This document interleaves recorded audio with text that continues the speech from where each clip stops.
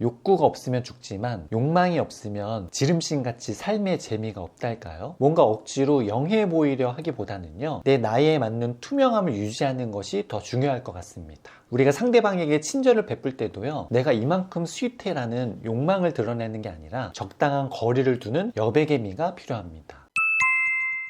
안녕하세요, 립바이 뷰티 연구소입니다. 여러분은 혹시 스윗 영포티라는 말을 들어보셨나요? 저도 지금 현재 40대지만 세련되고 젊게 사는 다정한 40대를 뜻하던 이 말이 어느새 인터넷에서는 조롱과 배척의 대상인 밈이 되어버렸습니다. 왜 그럴까요? 단순히 나이 때문일까요? 아니요, 저는 그 원인을 남들에게 내가 어떻게 보이고 싶은지, 혹은 내가 가지지 못한 이상향을 꿈꾸는 마음인 욕망에서 찾고 싶습니다. 메이크업으로 치면 이 파운데이션을 바르면 나도 저 연예인처럼 우아하고 고급스러운 분위기를 풍길 수 있을까? 이건 단순한 수분 공급이 아니라 우아함이라는 굉장히 추상적인 이미지를 소유하려는 욕망입니다. 우리가 화장품을 사는 건 피부 건조를 해결하려는 생물학적인 1차적 욕구 때문이기도 하지만요, 사실은 더 나은 나를 꿈꾸는 욕망 때문인 경우가 많죠. 욕구가 없으면 죽지만 욕망이 없으면 지름신같이 삶의 재미가 없달까요?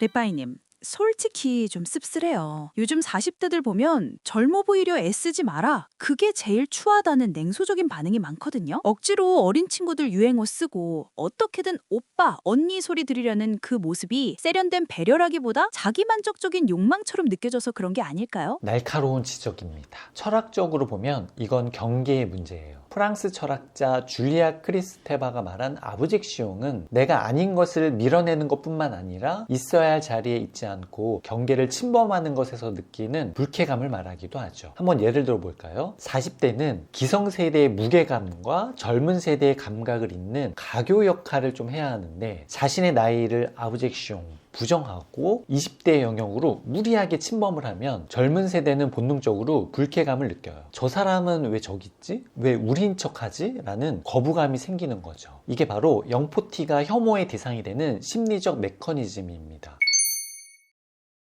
아, 그래서 2026년 현재까지도 틀딱충이니 영포티충이니 하는 비하 언어들이 사라지지 않는 거군요. 그들이 우리 영역을 오염시킨다고 느끼니까요. 리퍼이님, 그럼 메이크업 디렉터로 보시기에 이런 침범하는 욕망이 얼굴에는 어떻게 나타나나요? 가장 흔한 실수 중에 하나가 주름을 난 단 한 줄도 허용하지 않겠다는 듯이 베이스를 두껍게 까는 거예요. 잡티를 오물처럼 취급해서 다 지워버리면요, 얼굴의 입체감이 사라지고 표정이 박제됩니다. 그게 바로 타인에게는 욕망의 흔적으로 읽히는 거죠. 진짜 리더의 안색은 여백에서 나옵니다. 내 나이를 배제하는 아브젝시옹 하지 마시고, 처음엔 좀 어렵겠지만 주름과 잡티를 내 삶의 훈장으로 포용해보세요. 뭔가 억지로 영해 보이려 하기보다는요, 내 나이에 맞는 투명함을 유지하는 것이 더 중요할 것 같습니다. 우리가 상대방에게 친절을 베풀 때도요, 내가 이만큼 스윗해라는 욕망을 드러내는 게 아니라 적당한 거리를 두는 여백의 미가 필요합니다.